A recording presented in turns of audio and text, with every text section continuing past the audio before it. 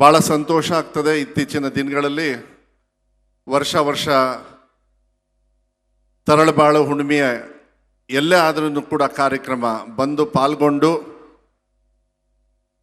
ಇಲ್ಲಿಯ ಮಾತುಗಳನ್ನು ಕೇಳಿ ಪೂಜ್ಯರ ಆಶೀರ್ವಾದದ ಜೊತೆಗೆ ಎಲ್ಲೋ ಒಂದು ರೀತಿಯಲ್ಲಿ ನಾನು 27ನೇ ತಾರೀಕು ಬರಬೇಕಾಗಿತ್ತು. ನನಗೆ ಕನ್ನಡ ಮತ್ತು ಸಂಸ್ಕೃತಿ ಶಿಕ್ಷಣ ವ್ಯವಸ್ಥೆಯಲ್ಲಿ ಮಾತಾಡಲಿಕ್ಕೆ ಅವತ್ತು ಹೇಳಿದರು. ಆದರೆ ವಿಧಾನಸಭೆಯ ಅಧಿವೇಶನ ಇರತಕ್ಕಂಥ ಸಂದರ್ಭದಲ್ಲಿ ನಾನು ಇಲ್ಲಿಗೆ ಬರೋಕ್ಕಾಗಲಿಲ್ಲ.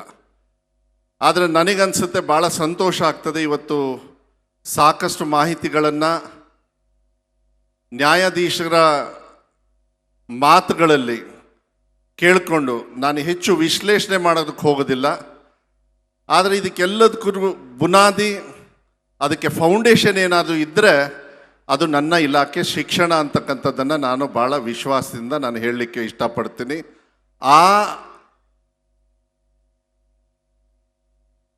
ಶಿಕ್ಷಣವನ್ನು ಕೊಡ್ತಕ್ಕಂಥ ಆ ಕೆಲಸವನ್ನು ಇವತ್ತು ನಮ್ಮ ಸರ್ಕಾರದಲ್ಲಿ ಭಾಳ ದೊಡ್ಡ ಇಲಾಖೆ ಇವತ್ತು ನನಗೆ ಕೊಟ್ಟಿರ್ತಕ್ಕಂಥದ್ದು ಭಾಳ ಮುಖ್ಯ ಅನಿಸುತ್ತೆ.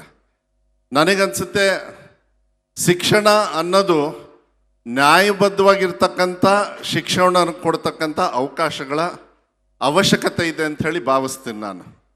ನಾನು ಸ್ವಾಮೀಜಿಗಳಿಗೆ ಹೇಳಲಿಕ್ಕೆ ಇಷ್ಟಪಡ್ತೀನಿ. ನಾನು ಹೋದ ಸತಿ ಬಂದಾಗ ಕೆಲವು ವಿಚಾರಗಳನ್ನು ಹೇಳಿದ್ದೆ. ಸ್ವಾಮೀಜಿಯವರೇ, ತಾವು ಇವತ್ತು ಹೇಳಿದ್ರಿ ನಮ್ಮ 3 ಅಂಗಗಳನ್ನು, ಏನು ಶಾಸಕಾಂಗ, ನ್ಯಾಯಾಂಗ ಮತ್ತು ಕಾರ್ಯಾಂಗ ಅಂತ ಹೇಳಿದ್ರಿ. 3 ಟ್ರಯಾಂಗಲ್ ಹಾಕಿ ಇಟ್ಟುಬಿಟ್ರಿ.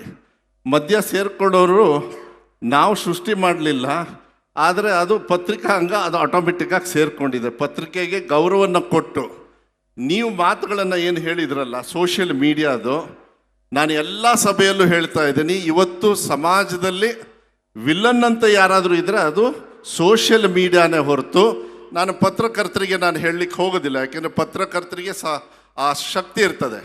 ಆದರೆ ಸೋಷಿಯಲ್ ಮೀಡಿಯಾ ನಮ್ಮ ಕೈಯಲ್ಲಿದೆ. ಅದು ಬೆಳಗ್ಗೆ ಎದ್ದ ತಕ್ಷಣ ಅವಾಗಲೇ ನ್ಯಾಯಾಧೀಶರು ಹೇಳಿದರು, ನಾನು ಎದ್ದ ತಕ್ಷಣ ನಾವು ಬದುಕಿದ್ದೀವಿ ಅಂತಕ್ಕಂಥದ್ದು ವಿಶ್ಲೇಷಣೆ ಮಾಡ್ತಾಯಿದ್ರು, 8ನೇ ಅದ್ಭುತ ಅಂಥೇಳಿ.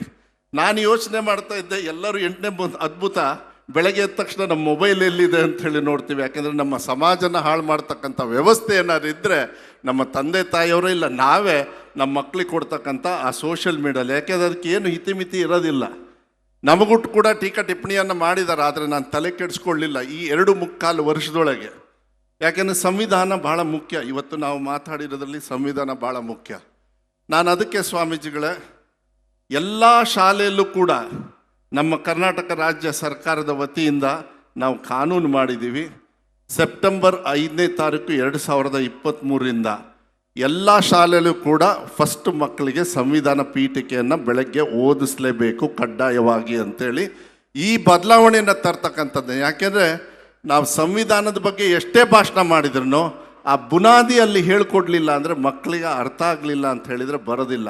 ಎಲ್ಲ ಕಡೆಯಲ್ಲೂ ಕೂಡ ಪಠ್ಯಪುಸ್ತಕದಲ್ಲೂ ಕೂಡ ಪ್ರಿಂಟ್ ಮಾಡ್ತಕ್ಕಂಥ ವ್ಯವಸ್ಥೆಯನ್ನು ಇವತ್ತು ನಾವು ಮಾಡ್ತಕ್ಕಂಥ ಕೆಲಸವನ್ನು ನಾವು ಮಾಡ್ತಾಯಿದ್ದೀವಿ. ನಾನೊಬ್ಬ ಶಿಕ್ಷಣ ಸಚಿವನಾಗಿ ನನಗೆ ಹೆಮ್ಮೆ ಇದೆ. ಇವತ್ತು ಎಲ್ಲೋ ಒಂದು ರೀತಿಯಲ್ಲಿ ನ್ಯಾಯಾಂಗದ ಬಗ್ಗೆ ಭಾಳ ವಿಭಿನ್ನವಾಗಿ ನ್ಯಾಯಮೂರ್ತಿಗಳನ್ನು ವಿಚಾರಗಳನ್ನು ಹೇಳಿದರು. ನ್ಯಾಯಮೂರ್ತಿಗಳ ಬಿಲ್ಲಪ್ಪನವರು ಕೂಡ ತಾವು ಕೂಡ ಹೇಳಿದ್ರಿ, ನಮ್ಮ ಸಚಿವರು ಕೂಡ ಸಾಕಷ್ಟು ವಿಚಾರಗಳನ್ನು ಹೇಳಿದರು. ಆದರೆ ನನಗನ್ಸ್ತತೆ ಇದನ್ನೇನಾದರೂ ಒಳ್ಳೆ ರೀತಿಯಲ್ಲಿ ಬದಲಾವಣೆ ಆಗಬೇಕಂತ ಹೇಳಿದರೆ ಎಲ್ಲ ಮಕ್ಕಳಿಗೂ ಕೂಡ ಕಡ್ಡಾಯವಾಗಿರ್ತಕ್ಕಂಥ ಶಿಕ್ಷಣ, ಸಮಾನತೆಯ ಶಿಕ್ಷಣವನ್ನು ಕೊಟ್ಟಾಗ ಮಾತ್ರ ಅದು ಸಾಧ್ಯ ಆಗ್ತದೆ. ಏನು ಇವತ್ತು ತರಳಬಾಳ ಸ್ವಾಮೀಜಿಯವರು ಇವತ್ತು 4-5 ಜನರನ್ನು ಕೂರಿಸಿ ನ್ಯಾಯಾಲಯದಲ್ಲೂ ಆಗದೇ ಇರತಕ್ಕಂಥ ಸುಮಾರಷ್ಟು ವರ್ಷಗಳನ್ನು ತಗೊಂಡು ಹೋಗ್ತಕ್ಕಂಥ ಕೆಲಸವನ್ನು ಇನ್ನು ಪುಣ್ಯ ಭೂಮಿಯಲ್ಲಿ ತಾವು ಮಾಡಿರ್ತಕ್ಕಂಥದ್ದು ನಮಗೆಲ್ಲರಿಗೂ ಕೂಡ ನಮ್ಮ ಜೀವನದಲ್ಲಿ ಮುಂದಿನ ದಿನಗಳಲ್ಲಿ, ಯಾಕೆಂದರೆ ನಾವು ಆಳ್ತಾ ಇದ್ದೀವಿ, ಆಳೋರು ಕೂಡ ಇದು ತಿಳುವಳಿಕೆ ತಗೊಳ್ಬೇಕಾಗತ್ತೆ. ಇದು ನಮ್ಮ ಜೀವನದಲ್ಲಿ ನಾವು ಉದಾಹರಣೆಯಾಗಿ ತಗೊಂಡು ಹೋಗಿ ಈ ನಿಟ್ಟಿನಲ್ಲಿ ಕೆಲಸ ಮಾಡ್ತಕ್ಕಂಥದ್ದನ್ನು ಪೂಜ್ಯ ಗುರುಗಳಿಗೆ ನಾವು ಮಾತನ್ನು ಕೂಡ ಈ ಸಂದರ್ಭದಲ್ಲಿ ಕೊಡಲಿಕ್ಕೆ ಇಷ್ಟಪಡ್ತೀವಿ. ಯಾಕೆಂದರೆ ಸಂವಿಧಾನದಲ್ಲಿ ಜಾತಿ ಮತ ಏನು ಇರೋದಿಲ್ಲ. ನಾನು ಗುರುಗಳೇ ಅದನ್ನು ನೋಡಿದ್ದೆ. ನಾನು ಯಾವಾಗಲೂ ಬಂದಾಗ ಈ ಮೇಲ್ಗಡೆ ಹಾಕಿದ್ರು ಎಲ್ಲ ಧರ್ಮದ ಒಂದು ಸಿಂಬಲ್ನ ನೀವು ಹಾಕಿದ್ರಿ. ನಾನು ಅದೇನೋ ಈ ಸರ್ವಧರ್ಮದ ಗ್ರಂಥಗಳನ್ನು ನಾನು ಯಾವಾಗಲೂ ಕೂಡ ನಾನು ಮಿಸ್ ಮಾಡಿದ್ದೆ. ಅದು ನಿಜವಾಗ್ಲೂ ನನಗನ್ಸುತ್ತೆ ನಮ್ಮಂಥವ್ರಿಗೆ, ಯಾಕೆಂದರೆ ನಾವೆಲ್ಲರೂ ಕೂಡ ಬೆಳಿಬೇಕು, ನಿಮ್ಮೆಲ್ಲರ ಆಶೀರ್ವಾದ ಬೇಕು. ನಮಗೆ ಆಳ್ತಕ್ಕಂಥ ಒಂದು ಅವಕಾಶಗಳನ್ನು ಇವತ್ತು ಜನರು ಏನು ಕೊಟ್ಟಿದ್ದಾರೆ ಅದನ್ನು ಅರ್ಥಪೂರ್ಣವಾಗಿರ್ತಕ್ಕಂಥ ಕೆಲಸವನ್ನು ನಾವು ಮಕ್ಕಳಿಗೆ ಕೊಟ್ಟಾಗ ಮಾತ್ರ ಈ ದೇಶ ಆ ಸಂವಿಧಾನಕ್ಕೆ ಅರ್ಥ ಬರ್ತದೆ ಅಂತ ಹೇಳಿದರೆ ತಪ್ಪಾಗಲಾರ್ದು.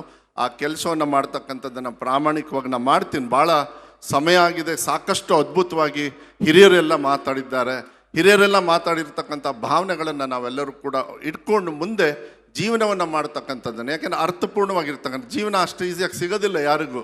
ಅದು ಸಿಕ್ಕಾಗ ಅರ್ಥಪೂರ್ಣವಾಗಿ ಜೀವನ ಮಾಡಿದಾಗ ಮಾತ್ರ ಅದು ಸಾಧ್ಯ ಆಗ್ತದೆ. ನನಗನ್ಸುತ್ತೆ ಭಾಳ ಮುಖ್ಯವಾಗಿ ತಂದೆ ತಾಯಿಗೆ ಗೌರವವನ್ನು ಕೊಡ್ತಕ್ಕಂಥದ್ದು ಭಾಳ ಮುಖ್ಯ. ಅದನ್ನು ನಾನು ಯಾವತ್ತೂ ಕೂಡ ನನ್ನ ಜೀವನದಲ್ಲಿ ಮಾಡ್ಕೊಂಡು ಬಂದಿದ್ದೀನಿ. ನನಗೀಗ ನೋಡ್ತಾ ಇದ್ದಂಗೆ ಹಿಂದೆ ಇಲ್ಲಿ ಫೋಟೋ ತೋರಿಸ್ತಾ ಇದ್ದಾರೆ. ದೊಡ್ಡ ಗುರುಗಳ ಜೊತೆಗೆ ನಮ್ಮ ತಂದೆ ಬಂಗಾರಪ್ಪಾಜಿಯವರ ಆಶೀರ್ವಾದವನ್ನು ತಗೊಂಡು ಯಾವತ್ತೂ ಕೂಡ ನಮ್ಮ ತಂದೆಯವರು ವಿಶೇಷವಾಗಿರ್ತಕ್ಕಂಥ ಗೌರವವನ್ನು ಏನು ತರಳಬಾಳು ಒಂದು ಮಠಕ್ಕೆ ಯಾವತ್ತೂ ಕೂಡ ಆ ಗೌರವವನ್ನು ಕೊಟ್ಟಿದ್ದಾರೆ.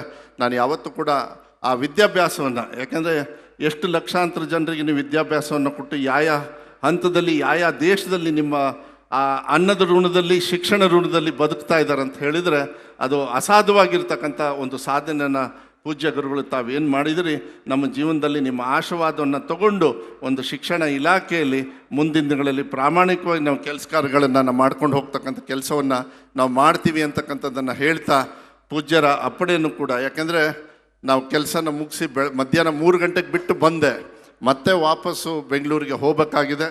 ಆದರೆ ಪೂಜ್ಯ ಗುರುಗಳು ನಮಗೆ ಆ ಅವಕಾಶವನ್ನು ಕೊಡಬೇಕು ಅಂತಕ್ಕಂಥದ್ದನ್ನು ಹೇಳಿ ಮತ್ತೊಮ್ಮೆ ಪೂಜ್ಯ ಗುರುಗಳ ಆಶೀರ್ವಾದವನ್ನು, ವೇದಿಕೆ ಮೇಲೆ ಇರ್ತಕ್ಕಂಥ ಎಲ್ಲ ಗಣ್ಯರ, ಇಲ್ಲಿ ಬಂದಿರತಕ್ಕಂಥ ಎಲ್ಲ ಭಕ್ತರ ಆಶೀರ್ವಾದವನ್ನು ಬೇಡಿ ನನ್ನ ಮಾತನ್ನು ಮುಗಿಸ್ತೇನೆ. ನಮಸ್ಕಾರ.